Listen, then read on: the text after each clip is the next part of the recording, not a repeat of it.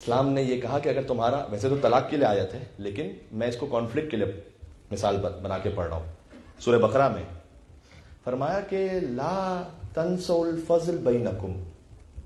دیکھو تمہارا ایک جو جھگڑا ہو رہا ہے نا، ایک دوسرے کا جو فضل ہے جو ایک دوسرے پر تم نے کیا ہوا ہے اس کو فراموش نہیں کرو. کچھ اس نے تمہارے ساتھ بھلائی کی ہے، کچھ آپ نے اس کے ساتھ بھلائی کی، ایک دوسرے کا جو فضل ہے اس کو نہیں بھلاؤ. لا تنسوا الفضل بینکم، آپس میں نہیں بھلاؤ کہ تم نے ایک دوسرے کے ساتھ کوئی بھلائیاں کی بھی ہیں. کتنا پریکٹیکل اللہ سبحانہ و تعالیٰ نے دستور دیا. پھر مثال کے طور پر سورہ نساء میں فرمایا کہ اگر کہیں تم اس حد تک پہنچ گئے، لیکن سب سے پہلی بات یہ کہ اگر کہیں کانفلکٹ ہوتا ہے ایٹ دا ویری بگننگ آپ کسی کو انوالو نہ کریں، خود حل کریں.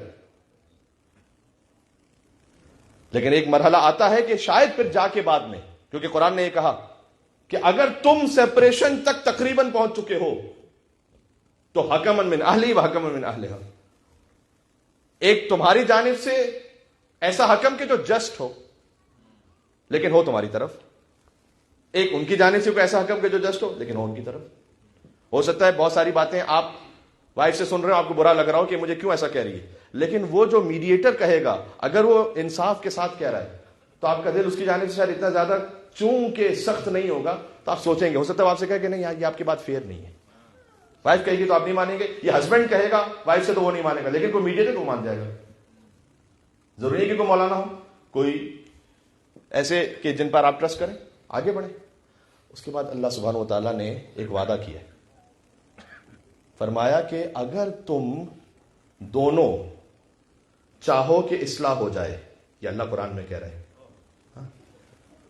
تو اللہ کا وعدہ یہ ہے کہ اللہ تمہیں اس اصلاح میں کامیابی عطا کرے گا اگر تم دونوں صدق نیت سے چاہو. اللہ نے وعدہ کیا. مسئلہ یہ ہے کہ ہم اختلاف ہوتا ہے تو اللہ سے رابطہ کرنے کے بجائے پہلے لوئر سے رابطہ کرتے ہیں کہ مجھے تو ٹھیک کرنا ہے اسے. اس حد تک آگے نہ بڑھیں. جدا ہونے کے بھی کچھ آداب ہوتے ہیں.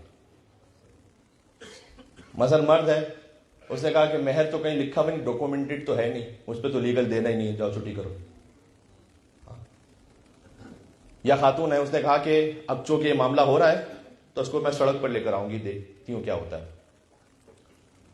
اس کے گھر پہ قبضہ کروں گی، اس کے ایسٹس پہ قبضہ کروں گی، چونکہ مجھے بہت سی جگہوں سے رائٹس ہیں. اچھا ٹھیک ہے، آپ بیٹل جیت جائیں گی، اللہ سے وار ہار جائیں گی.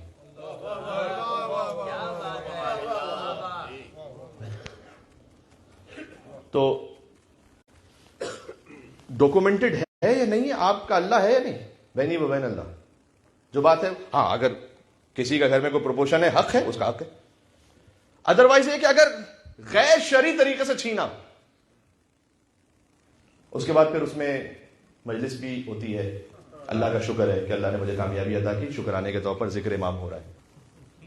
اس کی مثال بالکل ویسی ہے، کسی ایک فیلڈ کی بات نہیں کر رہا، لیکن جب میں نے ایک مثال پڑھی، ایک گوالا تھا کہ جو اچھی طریقے سے دودھ میں پانی ملا رہا تھا، اور جب وہ سب کچھ کر چکا تو پھر بیٹھ کے پانی پینے لگا. تو کسی نے کہا بیٹھ کے کیوں پانی پی رہا؟ سنت رسول ہے کہ بیٹھ کے پانی پینا چاہیے.